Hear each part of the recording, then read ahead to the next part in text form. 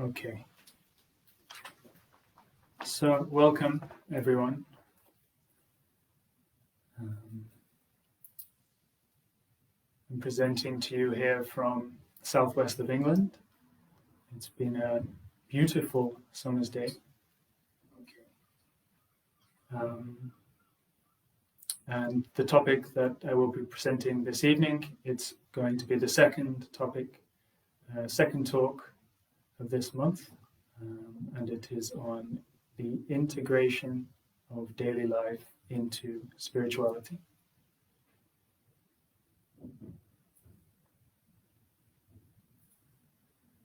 And the structure of today's talk, so we will begin with a brief introduction, and then we will talk a little bit about reconnecting with ourselves, or as Ramana Maharshi said, going back the way we came. We will then look at what is known in Tibetan Buddhism as the view and the conduct. And the view can be related to spirituality, and the conduct can be related to daily life. And we will then look at how to integrate the two. We can also say that we are looking for a coherence between our spiritual practice and daily life. Or we are looking to bridge the gap between what we experience in meditation and our experience throughout the day. And then we will talk a little bit about how this alignment takes place mostly through a deconditioning. And then we will conclude with a short story and then some beautiful words from Sahajananda, founder of Fridaya Yoga in Mexico.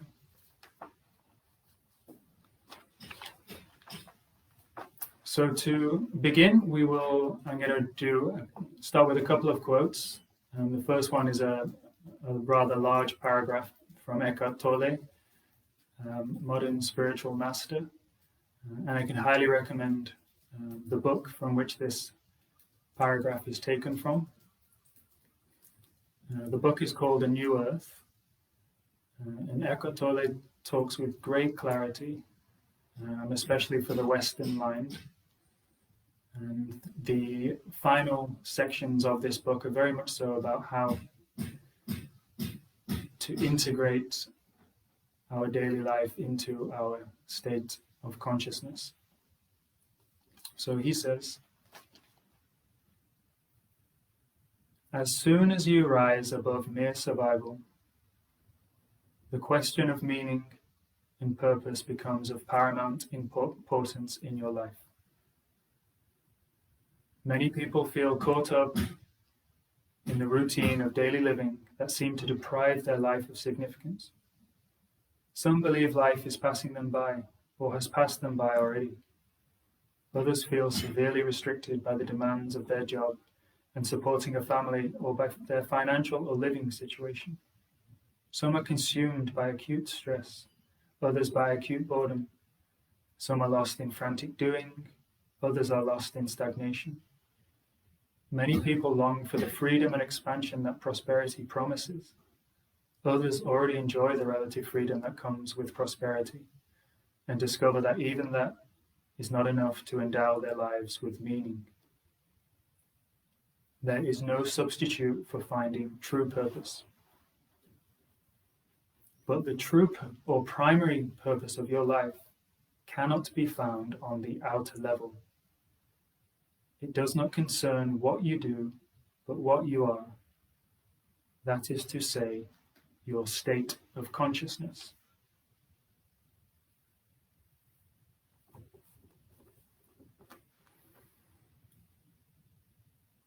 So what Eckhart Tolle is saying here is that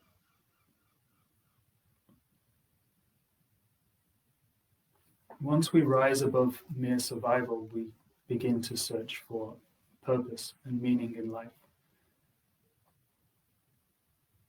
And that almost all of us search for purpose and meaning outside of ourselves. Through this or that, a job, gaining wealth, a new car, a new girlfriend. But what Eckhart Tolle is saying, the true or primary purpose in life cannot be found on the outer level. So many of us go throughout life searching and searching and searching outside of ourselves. Ultimately, all there is, well, there are highs, there are lows, but there is this constant sense of unfulfillment. And so Eckhart Tolle is saying, it does not concern what you do, but what you are. That is to say, your state of consciousness. So he is directing us to find fulfillment within ourselves. He is saying that this is our primary purpose, and we should be searching for meaning in life through looking inwardly.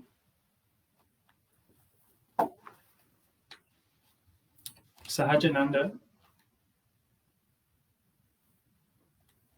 he says in much fewer words, integrating daily life into spirituality means that we should learn how to express the silent teachings of the heart in our entire life. So Sahajananda is saying through this integration, through this recognition of our essence, of our fundamental essence, we learn how to express ourselves in life. So first of all, we connect to our state of consciousness, and from this place, we express ourselves in life.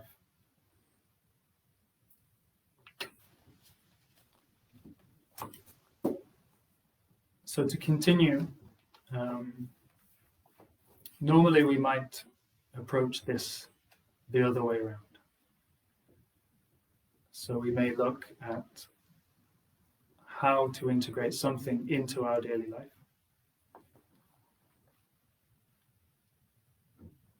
And with spirituality, many people try to twist it, bend it, change the shape of spirituality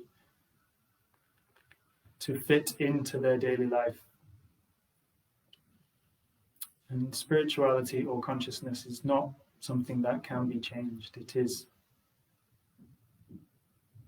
our very essence. So if we try to integrate spirituality into daily life, into our daily life, we will always fail. What we need to do is integrate daily life into spirituality through a sacrifice in our lives.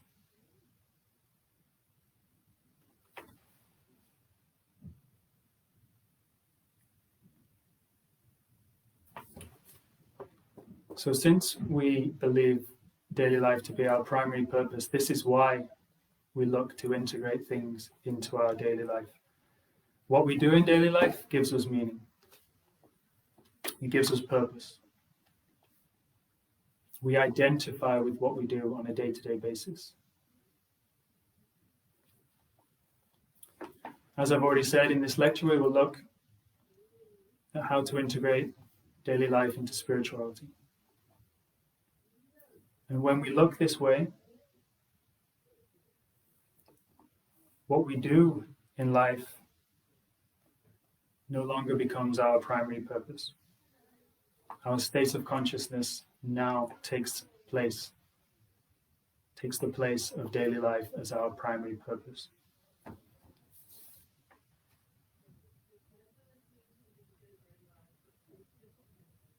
So normally who we perceive ourselves to be arises from this identification of what we do in daily life. And what we often neglect is the relativity of everything that happens in daily life.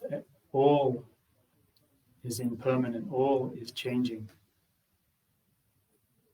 The only absolute reality is not going on outside of ourselves. It can only be touched through looking inwards. So who we are in an absolute sense is spirit. And when we connect to spirit, we connect to a sense of wholeness or completeness, contentment or fulfillment. And when we recognize ourselves to be whole, to be complete, we open to love. We open ourselves to others.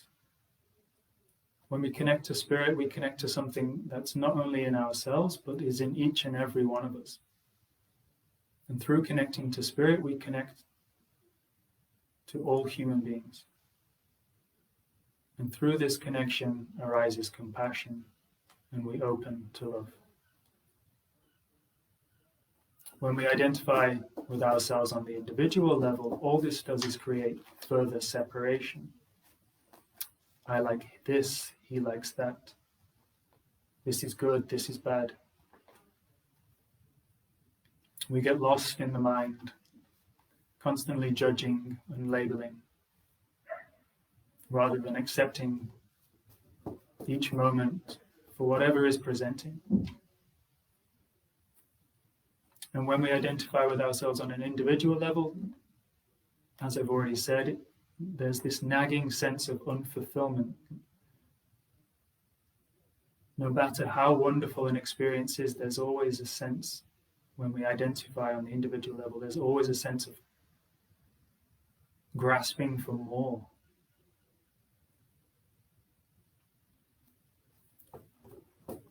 So all we can really do is continually remember who we are and recognize the light of consciousness within each and every one of us.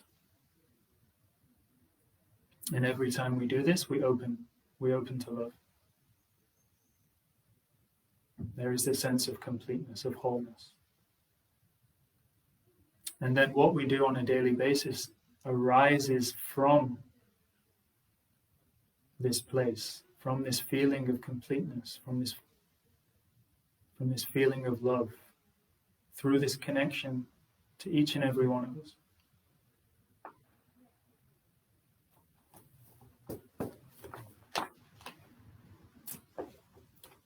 So now we will look a little bit about, first of all, how to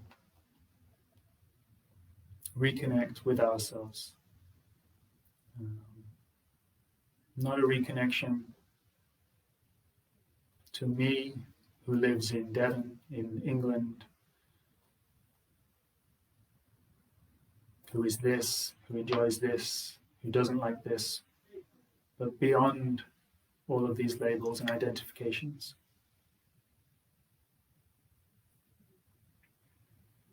And the way we do this is we simply close our eyes and connect to our heart time and time again. And when we do this, we can begin to open to a sense of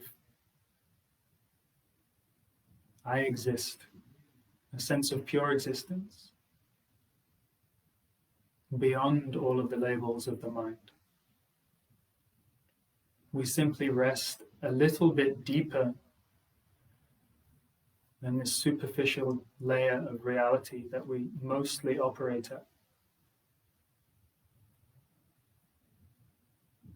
And we rest there time and time again, time and time again.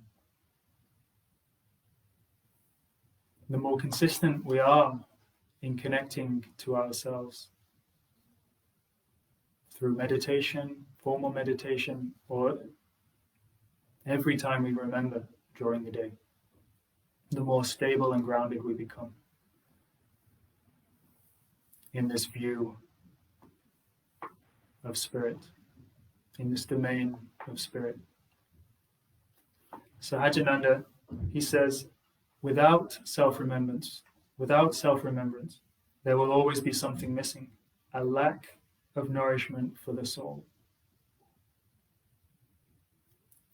And this lack of nourishment for the soul is this unfulfillment that I'm talking about. However, when we connect, when we maintain this connection to the very core of our being, we open to purity, love, and beauty, and a sense of contentment arises. And we understand that life is not about achieving something. It is not about being somebody. It's not about showing yourself to others, proving yourself to others. If we approach life with this way, there will always be a sense of lack. And Ramana Maharshi, when he was asked, which way should I follow? A devotee asked him, which way should I follow? And he did not reply with, get a divorce and you'll be happy, or change your car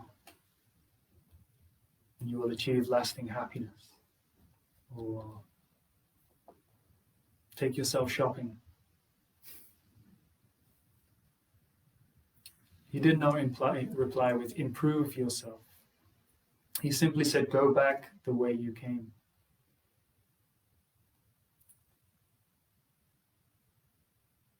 And through going back the way we came, we start to peel away these veils of illusion.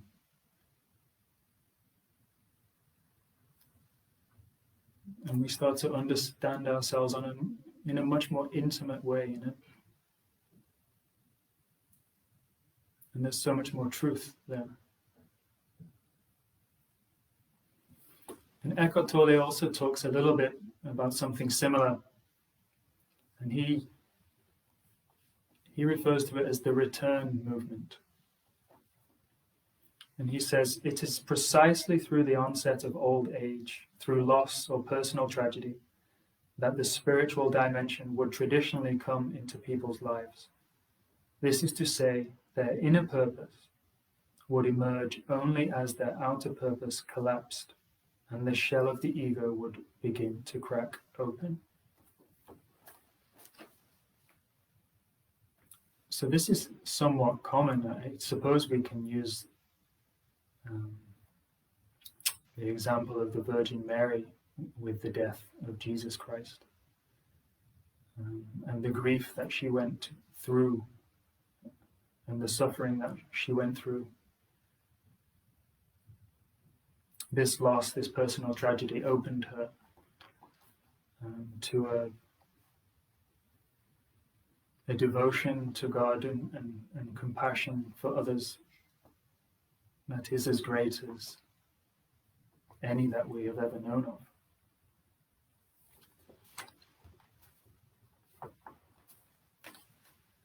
The return movement doesn't just come about through loss or tragedy, or even old age. And it is not a given that it will come about as we age. It is something we have to open to, have to be ready for.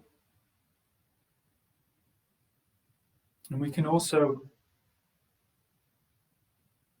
encourage this return movement or this awakening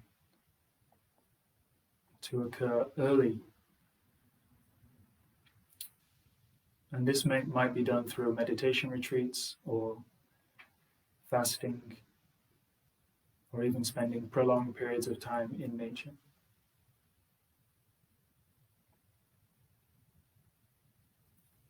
And we are simply reconnecting. In these moments, we are simply reconnecting to ourself, to the self beyond the individual self, to the fundamental essence of who we are.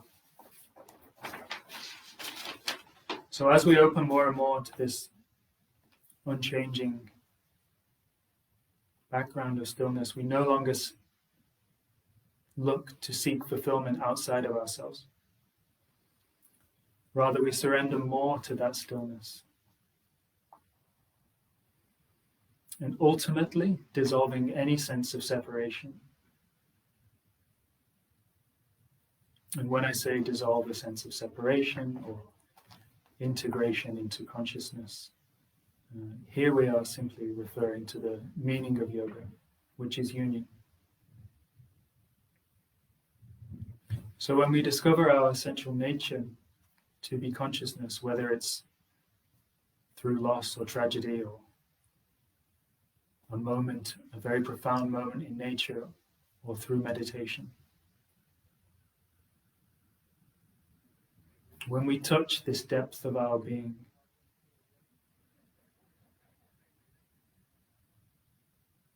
we awaken. Something awakens inside of us.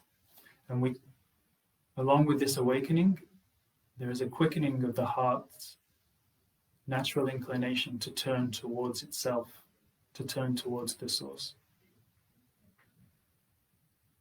It's like the awareness, consciousness is becoming aware of itself.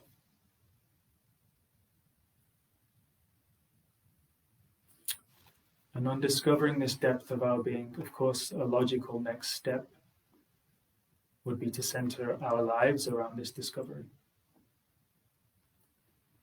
to restructure our lives. And to restructure our lives, we may need to change a number of paradigms, habitual patterns, or change our perspective completely.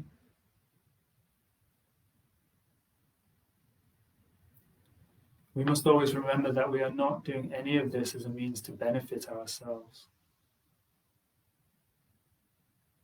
We are not integrating into our daily life. We are integrating daily life into spirituality.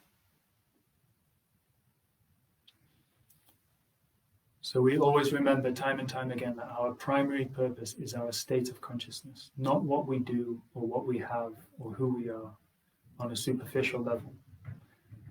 And our secondary purpose is our daily life, is our conduct or actions. And we can actually use our daily life as a way of taking us deeper into this meditative space. And Ram Dass says some beautiful words about this. He says, the final step in integrating meditation into your awareness is to use the stuff of daily life as part of your meditation. There are ways of perceiving the world and the way you live in it, such that each experience brings you more deeply into the meditative space. At the same time, however, this kind of meditation requires firm grounding. You must continue to function effectively in the world as you meditate on it. This is meditation in action. It finally becomes the core of a consciously lived life, a meditative space within you. This space stands between each thing you notice and each response you make, allowing a peaceful, quiet, and spacious view of the universe.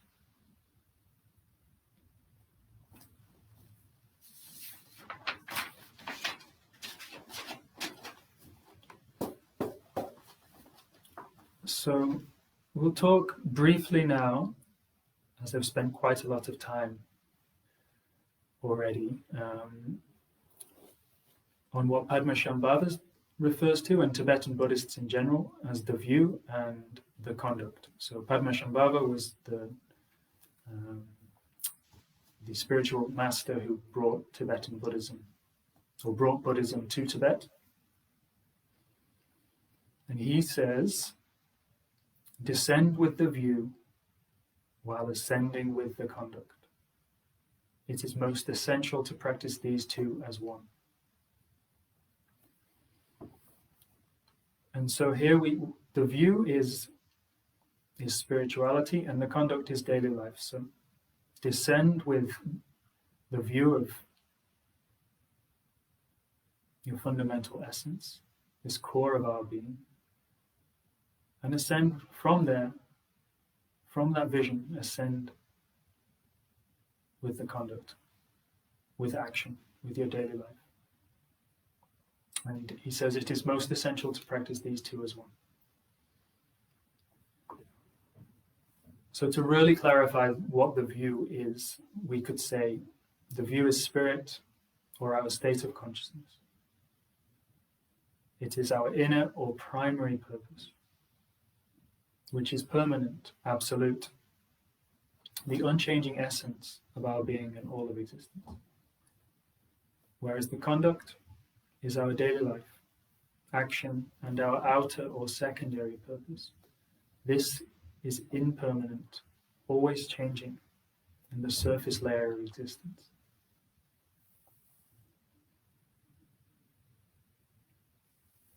Sogyal Rinpoche, he is the author of the Tibetan Book of Living and Dying, also shares some words on this. First of all, he raises the question. He says, people complain to me, I have meditated for 12 years, but somehow I haven't changed. I am still the same. Why? And he says, because there is an abyss between their spiritual practice and their everyday life. They seem to exist in two separate worlds and not to inspire each other at all. The practical training of the Dzogchen path is traditionally and most simply described in terms of view, meditation, and action. To see directly the absolute state, the ground of our being, is the view. The way of stabilizing that view and making it an unbroken experience is meditation. And integrating the view into our reality and life is what is meant by action.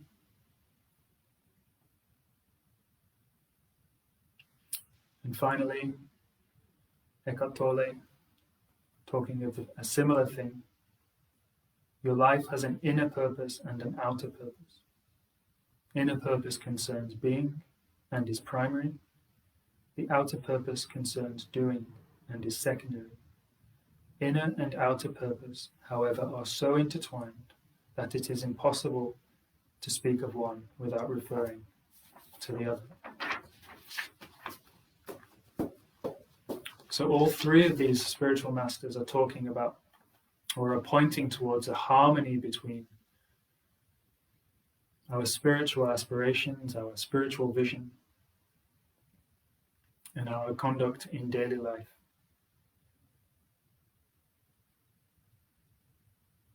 Sogyal Rinpoche specifically talks about meditation as a bridge to bring our view, our spiritual vision, into a harmony with daily life. Their words would suggest that the view is our primary purpose and our conduct is secondary. However, they all refer to the fact that these two are somewhat inseparable. So how then to integrate the two? So Sogyal Rinpoche, he talks so clearly about regular practice. He says, there is no substitute for regular practice.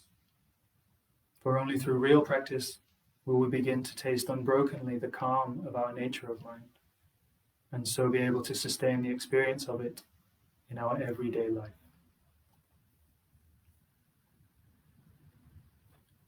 He then goes on to say that when we do re-enter everyday life, let the wisdom, insight, compassion, humor, fluidity, spaciousness, and detachment that meditation brought you pervade your day-to-day experience. So first of all, he is talking about regular practice as a means to bridge this gap. And just as important as this is to not just leave that practice on the mat, but to actually allow what we experience in meditation to pervade our entire being throughout the day.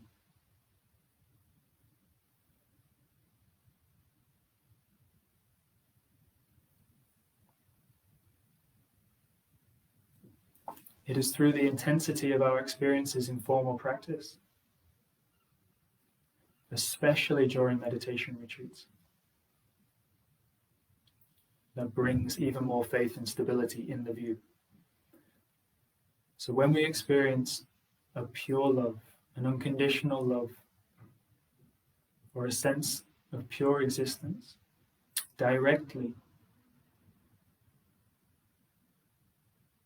not intellectually but experientially, a longing awakens inside of us. Something is touched and something awakens.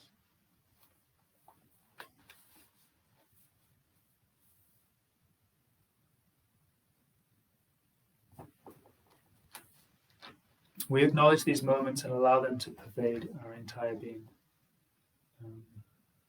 I was going to talk about an experience that I had similar to this, which was, I can say very briefly, it was in my first meditation retreat, and I suppose it was probably one of the first times I'd really acknowledged touching this depth of my being, and I can only describe it as an explosion of the heart.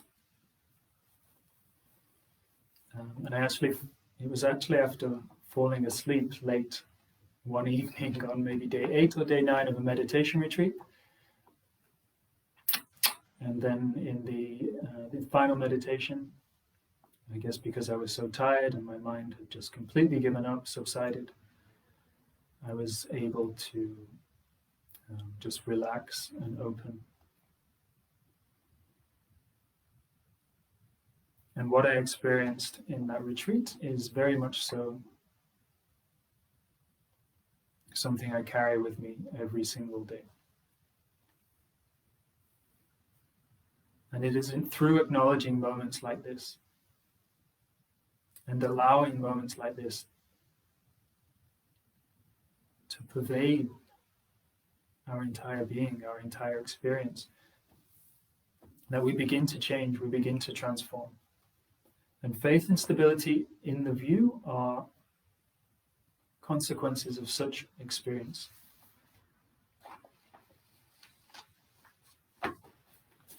So these intense experiences cannot be ignored. And they give us a taste of something that we just did not know existed otherwise. And through regular practice, we begin to transform. And we begin to transform through a process of deconditioning. So, our entire lives we have been identifying with what we do. And through this identification, we have developed, through a process of conditioning, patterns, subconscious patterns, habitual tendencies. And a way to transform is to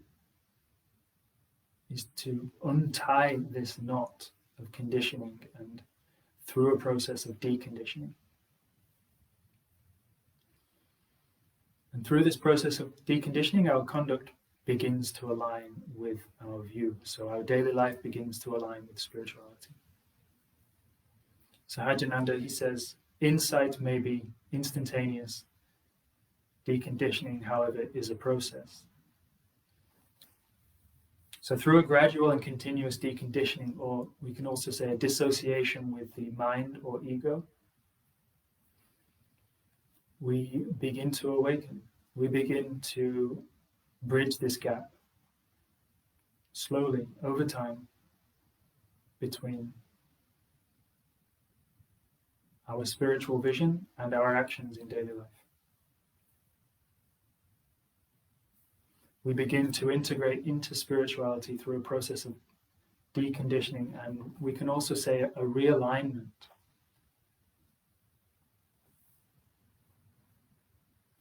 Eckhart Tolle says so beautifully, destruction or disruption of the outer purpose, daily life, can lead to finding your inner purpose, spirit, and subsequently the arising of a deeper outer purpose, So a more fulfilling daily life that is aligned with the inner, with this vision of who we really are.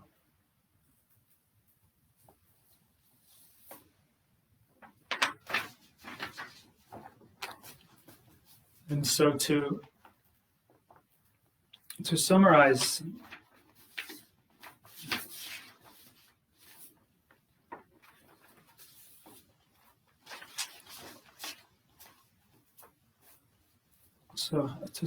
how to integrate daily life into spirituality.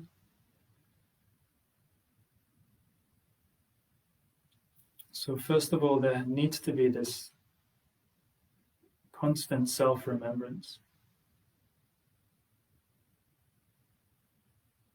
We come time and time again and connect with this depth of our being.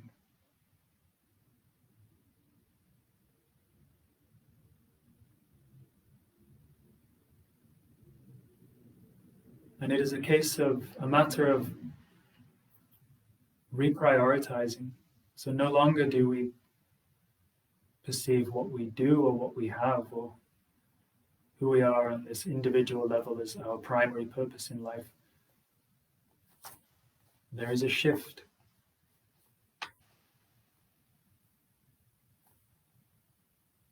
And our primary purpose is now our inner purpose, is our state of consciousness. And through regular practice, through spending time in nature, especially through meditation retreats,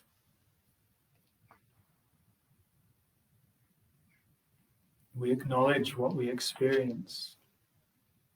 We acknowledge the experiences we have, and we allow the echoes of these experiences to pervade our entire being, not just in formal meditation, but throughout the day.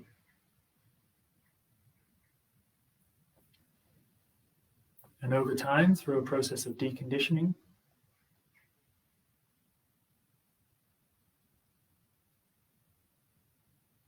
this vision of oneness, of wholeness, begins to align with our daily life.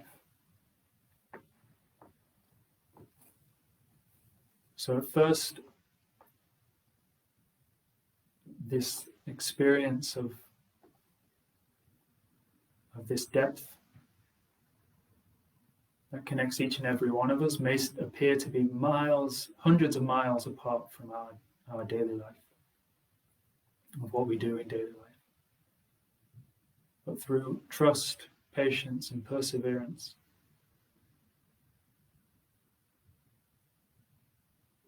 we will begin to bridge this gap.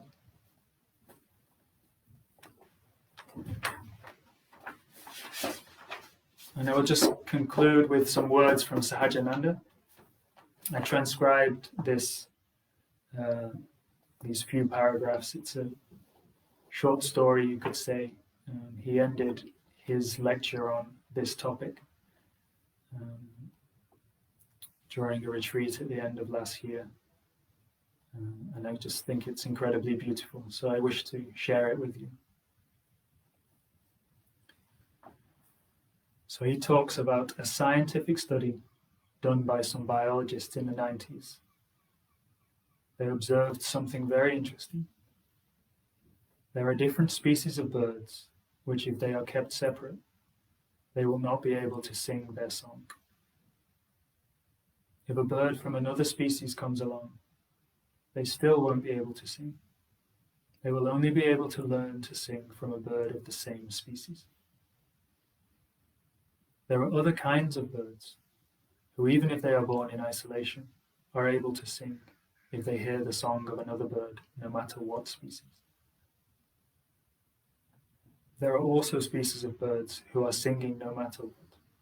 Even if they are raised in isolation, they will be able to sing.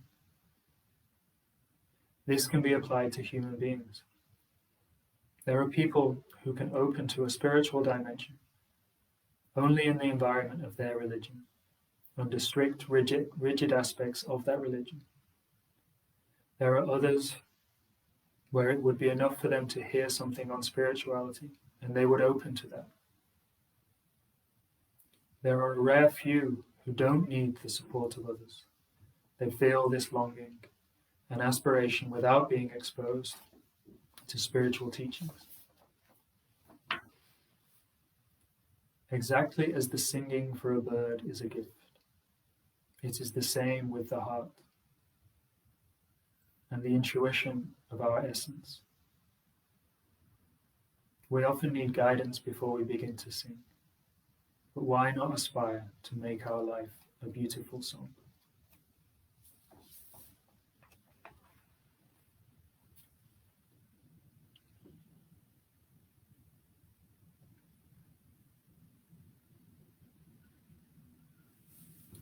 So that concludes this talk on integration of daily life into spirituality. And if anyone would like to type a question into the comments, then we can open to a short question and answer session. I can see that a question has already been asked.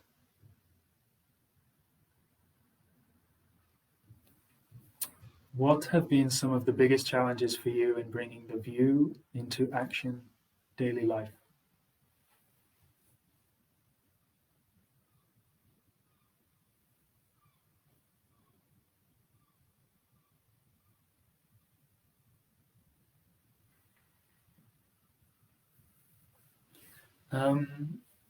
What have been?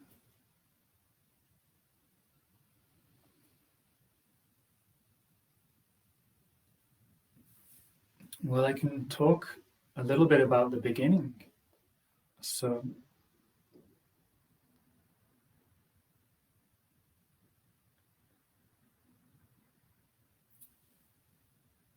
when I first had this quite intense experience in a meditation retreat, it was 4 years ago now. And I was not, I don't know. I was just about to say I was not ready for it at all, but I guess I was. Following this for roughly 6 months, a lot of things changed very rapidly for me. So I think on the way to the meditation retreat, I smoked a cigarette. Well, after the meditation retreat, cigarettes were gone, alcohol was gone, meat was gone. Every church or religious building stood out like a sore thumb. I started going to a Sufi house, which was local to me in Manchester. Who would have thought that a Sufi house was local?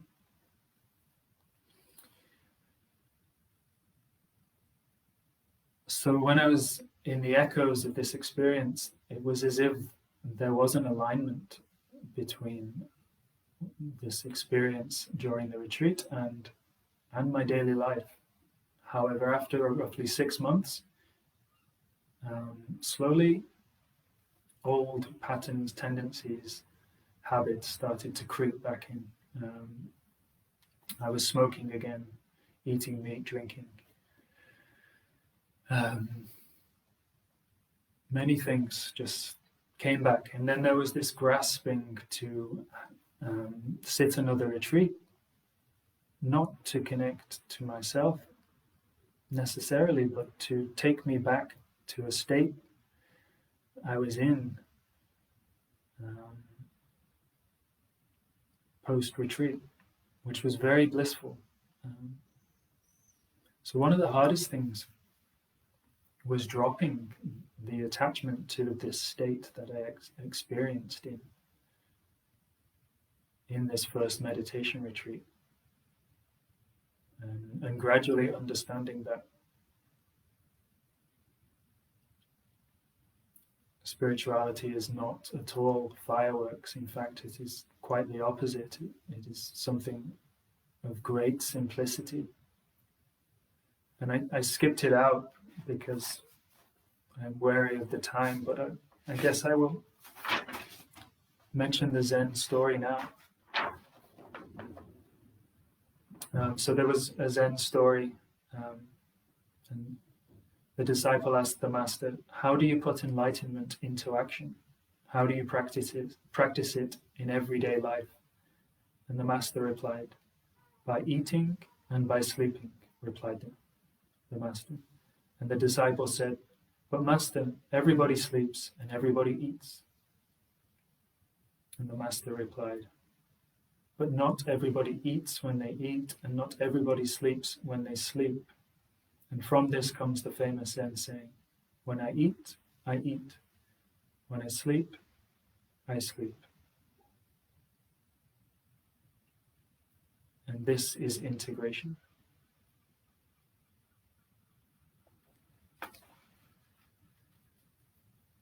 And so this was one of the biggest challenges, was dropping this grasping for bliss, for the bliss state that can come in meditation, and trying to get back to this state. So the early years, yes, were dominated by this grasping to experience a state. And this is somewhat related to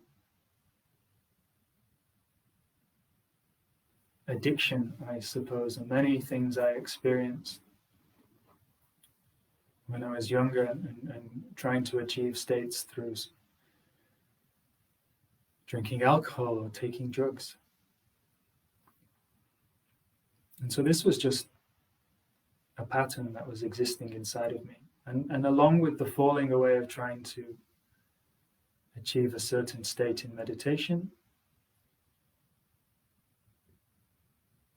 also this smoking of cigarettes and alcohol and taking drugs also faded away.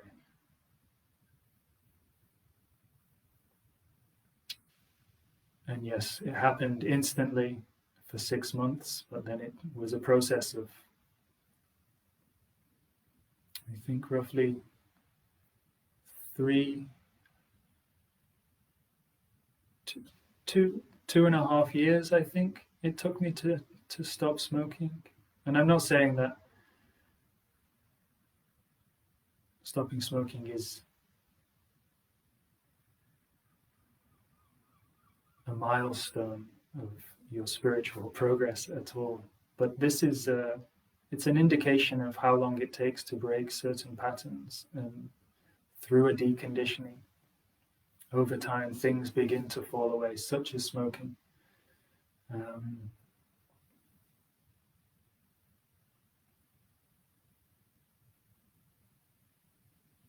And now, instead of grasping for states, there is just an acceptance that I am on a spiritual journey, I am on a path. Some days are good, some days are bad. But behind it all, there is this trust, this patience, this perseverance, and this infinite depth that is always available.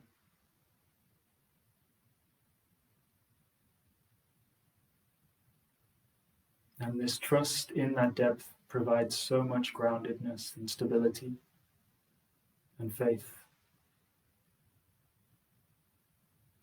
And there's no rush.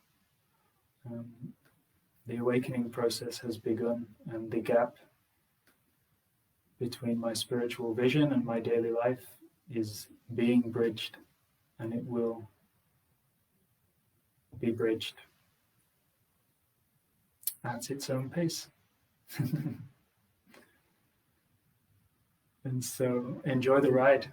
A good friend of mine has this tattooed on his chest.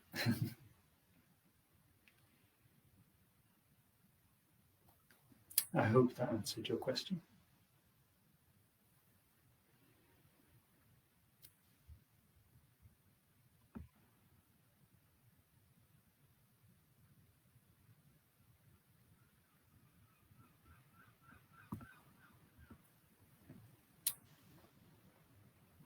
So, any more questions?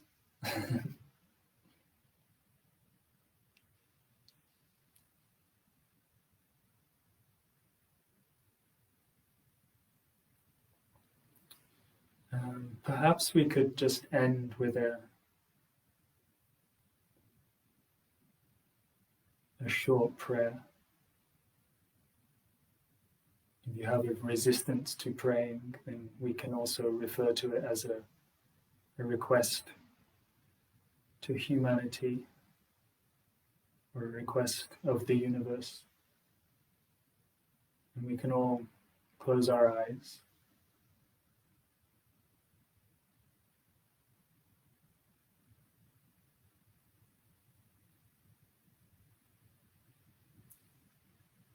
And when we breathe in, we breathe into the chest.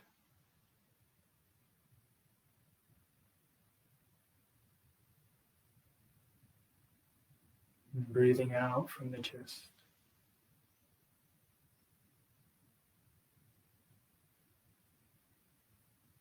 Connecting to our hearts.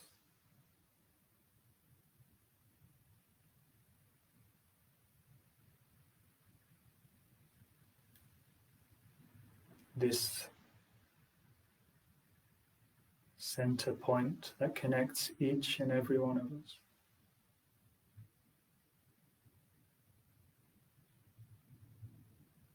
And from our hearts,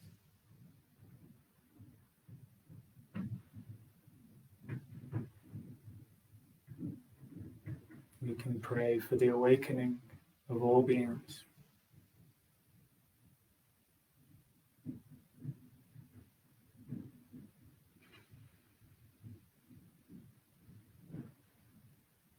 May all beings connect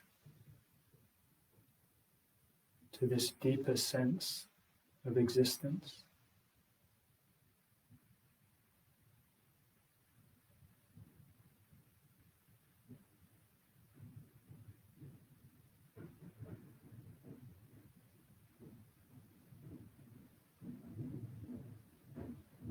And through this connection, through self-remembrance,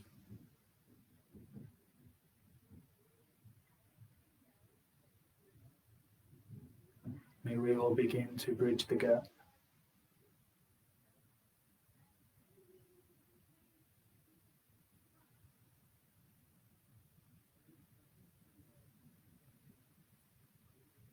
Between our primary purpose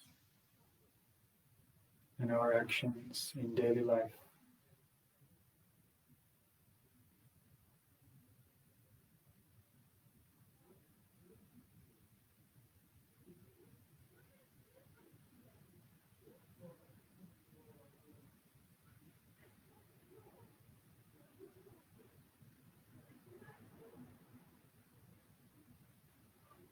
May we open to unconditional love and compassion.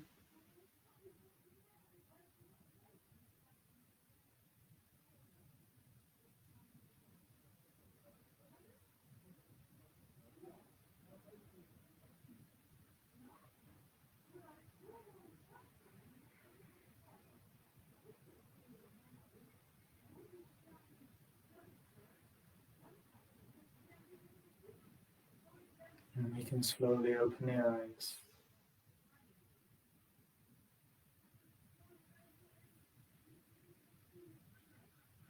And we will conclude here. So, namaste, everyone. Thank you so much for joining.